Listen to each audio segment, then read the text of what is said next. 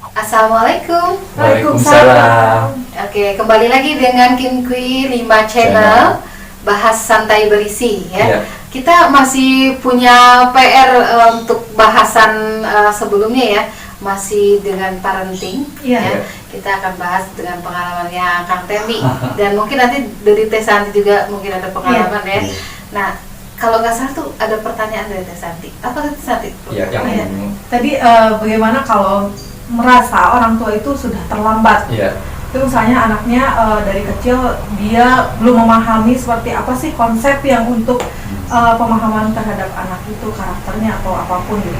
Nah, setelah merasa anak lebih besar gitu ya, sudah lebih dewasa, dia merasa bahwa terlambat nggak sih kita untuk memahami gitu. Intinya kan begini, lebih baik terlambat daripada tidak sama sekali kan intinya gitu. Iya. Tetapi walaupun terlambat bukan berarti kita tidak bisa melakukan sesuatu perubahan ke arah yang lebih baik.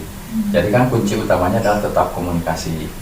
Komunikasi dengan anak itu anak digali sebetulnya harapannya apa, keinginan terdalamnya apa, mimpinya apa, cita-citanya apa.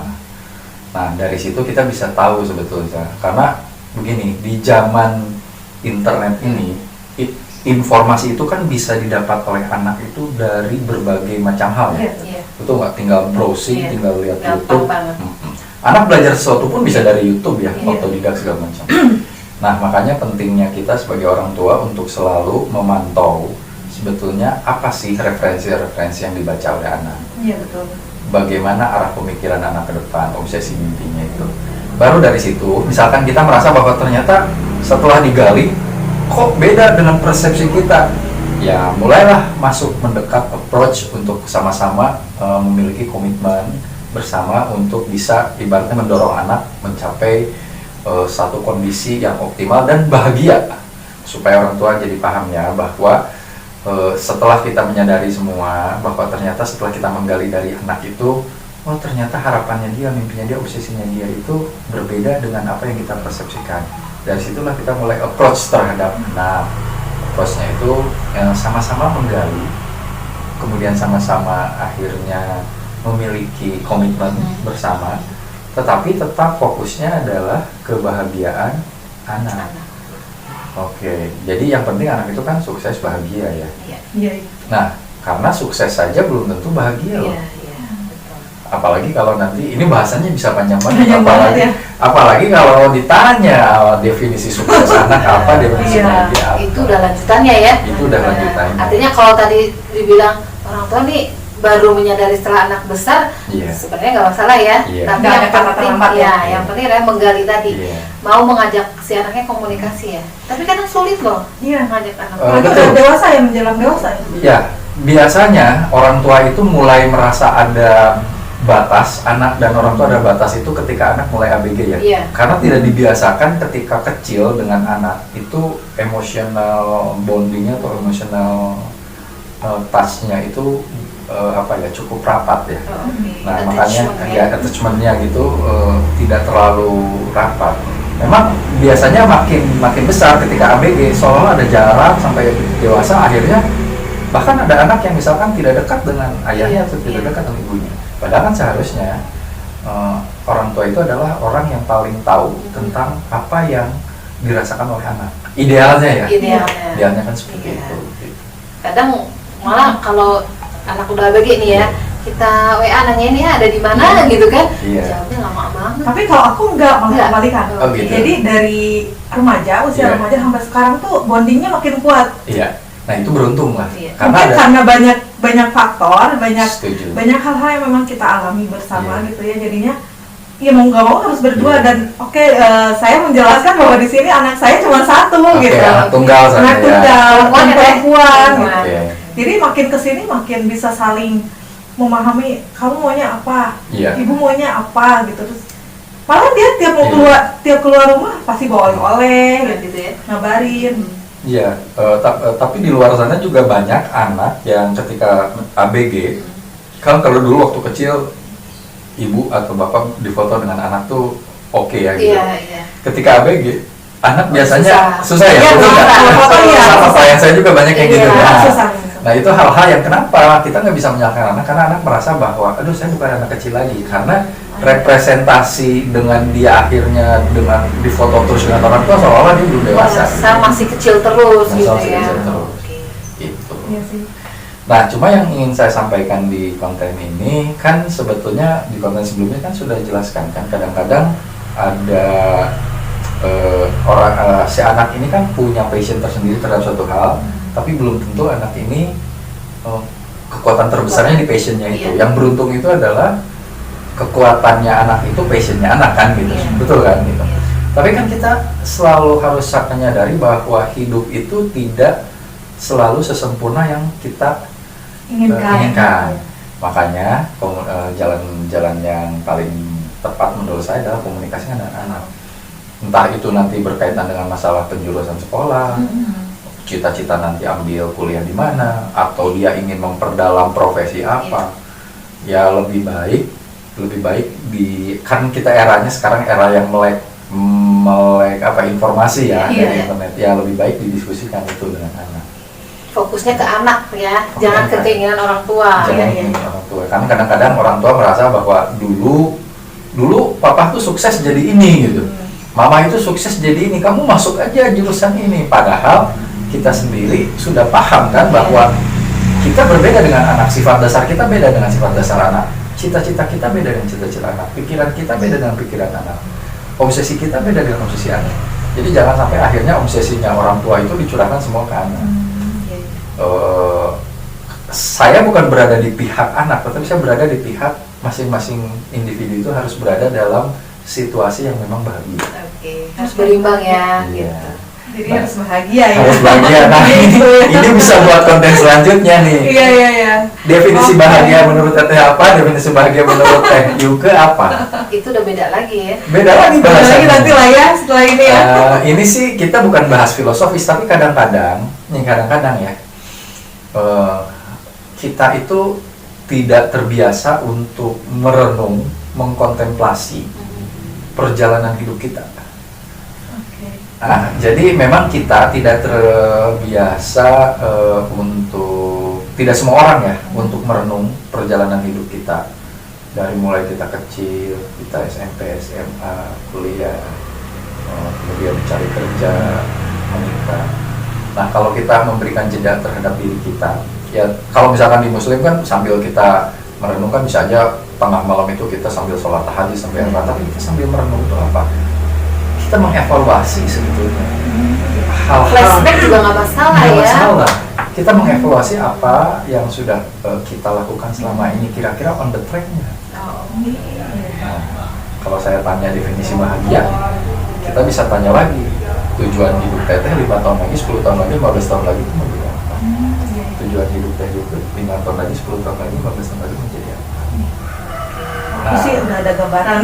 Bagus, tapi kan gini Teh, Iya. tidak semua orang itu punya gambaran. Contoh ya, punya gambaran, saya ingin usaha, 5 tahun lagi saya ingin usaha. Saya bisa tanya, Usaha apa? Iya, belum spesifik gitu Oke, ya. usaha apa? Perlu modal berapa? Tahapannya seperti apa? Kemudian background dukungan yang diperlukannya seperti apa? Pernah nggak? Dibahas sedetail itu gitu ya. Sedetail itu untuk diri kita sendiri. Iya. Jangankan ke anak gitu ya, Ya, ke diri ke kita diri sendiri. kita. Pahami aja dulu diri sendiri gitu. Nah, Udah bisa paham nah, belum ya teman? Ketika kita bisa melakukan itu, kita bisa mempersiapkan diri ke anak kita. Oke. Ini kalau saya sih ya, ini bukan hanya teori gitu. Saya juga trial and error mempraktekkan. Jadi bukan berarti saya ngomong gini itu saya yang paling benar, bukan Iya, gitu. iya. Tapi berdasarkan kontemplasi atau perenungan. Nah, saya selalu kalau misalkan saya ngasih sharing atau apa gitu ya, saya selalu bilang, oke, misalkan Teteh punya tujuan, saya udah kebayang sih tujuan. Tapi kan ketika tidak didetailkan tujuan itu sama seperti kita misalkan Teteh sama keluarga berencana tujuan 2 minggu lagi mau piknik. Ya, 2 minggu lagi mau piknik Teh. Tapi nggak didetailin. Kira-kira dalam 2 minggu itu kita bisa pergi nggak? Belum tentu ya. Belum tentu karena tidak didetailkan. Iya. Persiapannya jadi nggak jelas Iya, ya. Kita mau piknik kemana? Misalkan taruhlah pikniknya kemana, berapa hari, transportasinya apa, kemudian nginapnya di mana, di hotel yang budget berapa, kemudian mau ke tempat rekreasi itu ke spot-spot atau ke tempat-tempat apa aja, baru dari situ kan akan keluar budget ya. Iya. Nah, keluar budget berapa. Nah, baru dari situ setelah semuanya clear, jadilah gitu. Jadi sebenarnya semua orang itu pernah bisa mendetailkan rencana, mendetailkan satu tujuan. Itu pernah, karena kan Teteh kan mungkin sering piknik dan sering juga, oke saya mau nginep di sini 3 hari, misalkan kemana aja, kemudian butuh budget berapa kan gitu. Tapi apakah di kehidupan kita yang mau kita capai, kita melakukan sedetail itu atau enggak? Kalau Teteh sudah, berarti Teteh orang yang menurut saya udah aware gitu. Insya Allah sudah. Kan Ya. balik lagi ke frugal living. Oke, itu Dan berarti- ada dana pensiun yang akan disiapkan untuk Setuju. tujuan yang ingin dicapai ke depan. Berapa lama udah dihitung? Iya, udah dihitung ya usia 50 insya Allah pengen apa, misalnya Ya. hidup di pedesaan yang lebih tenang, pensiun dari segala hal gitu lah, kayak gitulah. Nah, itu bagus. Karena saya juga termasuk orang yang tidak dari awal belum memiliki gitu. Nah, seiring belum memiliki satu tujuan yang clear gitu, Yang detail ya. yang detail gitu. Tapi sering perjalanan waktu mulai belajar. Iya, pasti melalui proses dan semuanya ya. Pengalamannya. Saya juga baru-baru ini kan, oh iya ternyata tujuan hidup saya ke depan apa sih sebenarnya gitu. Ya pengen hidup merdeka aja, bahagia gitu kan, balik lagi ke bahagia. Dan bahagia ini ternyata bisa lebih detail lagi ya, ini pembahasannya ya. Padahal hal sederhana ya. Nah, Itu iya. hal sederhana. Ini bukan filosofis yang berat, bukan. Tapi pada dasarnya kan ketika kita nanya, karena saya pernah loh, ada 12 orang satu coaching gitu. Saya tanya gitu. Setelah saya tanya definisi bahagia, mereka agak bingung segala macam. Setelah itu oke deh kalau gitu, acungkan tangan yang merasa dirinya itu overall bahagia gitu. Sudah bahagia gitu ya. Sudah bahagia gitu. Meskipun belum jelas detailnya apa gitu Iya. kan. Nggak ada yang berani angkat Gak ada yang berani ya. Mereka masih bingung berarti. Bisa masih Saya bingung berani. atau bisa belum merasakan kebahagiaan. Oh iya, oke. Ya tapi kan kebahagiaan ini kan beda-beda setiap orang. Makanya kalau menurut saya bahagia itu adalah kita definisikan dulu definisi bahagia kita apa, baru nanti setelah didefinisikan berarti itu yang kita kejar. Sehingga tidak ada alasan lagi bagi kita untuk iri atau julid atau gimana ke orang. Iya, Orang lain betul. ya. Karena bisa jadi beda. Iya. Iya, oke. Target bahagianya juga udah beda ya. Iya. Nah jadi ini bisa jadi catatan sendiri ya buat teman-teman di rumah gitu, bahwa bisa mempertanyakan ke diri sendiri bahwa definisi bahagia menurut Anda apa gitu ya. Bisa jadi sudahkah Anda bahagia hari Iya. ini, bahagia yang benar-benar bahagia gitu. Nah ini pembahasan akan panjang lagi, tapi ini pasti harus di konten selanjutnya sih. Iya. Misalkan definisi bahagia kita tuh A, pas kita tanya ke pasangan kita, Belum tentu Belum tentu sama. belum tentu sama itu, belum tentu sama loh. Iya, Nah, iya. padahal bisa jadi kita merasa bahwa mereka satu visi dengan kita, Bisa jadi bertolak belakang. Iya. bisa jadi bertolak belakang. Gitu. Padahal perasaan udah bareng-bareng nih Nah, gitu ya. Itu tuh hal-hal yang sederhana yang ibaratnya bisa kita mulai gitu. Nah, ini terakhir nih ya, saya akan penjelasan ini tuh gini. Kan dulu baik Teh Santi maupun Teh Yuku kan pernah kerja di kantor kan. Tapi kan orang bisa memilih mau tetap kerja di kantor. Saya bahagianya karena saya setiap bulan saya punya gaji. Iya. Tidak harus mikir gimana gitu. Nah. Dia bahagia ya, Sebenarnya itu iya. definisi bahagia dia. Tapi ada definisi bahagia orang adalah saya ingin bebas, tidak diatur, kebebasan waktu, kebebasan tentang pilihan. Bisa berbeda kan? Dua-duanya bisa bahagia, bisa bahagia. Bisa. Kalau sudah mendefinisikan Sudah. bahagianya masing-masing ya. Berarti bisa dipetakan ya dari Bisa mana dipetakan. yang belum jelas bahagianya tuh apa gitu ya, Iya. bisa dipetakan lagi. Jadi saya juga sebenarnya usut bahagia nggak bahagia, apa bahagianya ya belum sedetail itu ya. Iya. Berarti saya PR-nya adalah memetakan lagi bahagianya tuh Apa ya? Secara Iya. apa namanya? Aktual, Iya. detail seperti itu.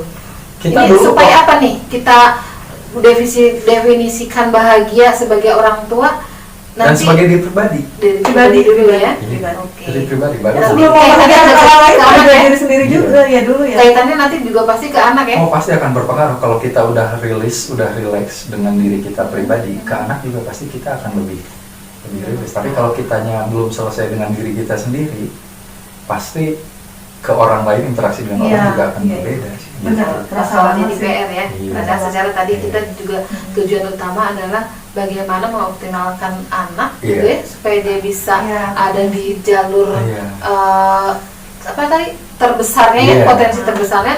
Kalau diri kita sendiri itu belum selesai. Iya, nah inilah yang disebut bahas santai breeze ya, dari ngomong tentang anak Nyambung. lari ke kita nih nyambung. Nanti nyambungnya ke relationship. Nah, relationship, nah itu bagus buat konten Banyak selanjutnya. banget. Karena begini ya, kenapa ini pertanyaan yang agak-agak tricky, tapi saya selalu senang tanyakan kalau ketika saya ngasih training atau coaching atau ngasih konseling ya. Kenapa kalau di perusahaan setiap tahun suka ada penilaian karya, performance appraisal, penilaian kinerja? Kenapa sih sebenarnya?